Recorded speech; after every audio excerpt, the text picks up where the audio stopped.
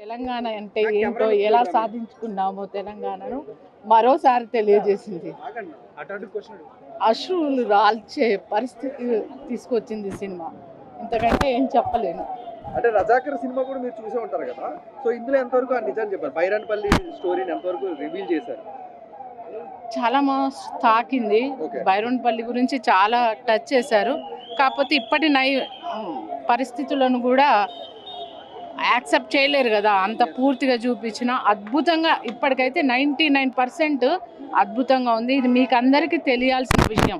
తెలంగాణను ఎలా సాధించుకున్నారు అనేది మీకు తెలియాల్సిన విషయం. తెలంగాణ కోసము తెలంగాణ వాసులు ఎంత పోరాడారు అన్నది కూడా మీకు తెలియాలి. ఇలాంటి సినిమాలు ఇంకా ఇంకా ఇంకా తీయాలి. ఇది జస్ట్ ట్రయల్.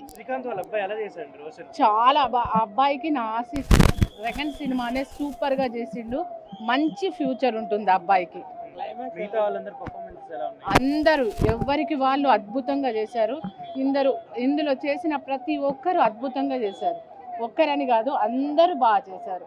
బాగా చేస్తేనే సినిమాకు ప్రాణం పోసింది.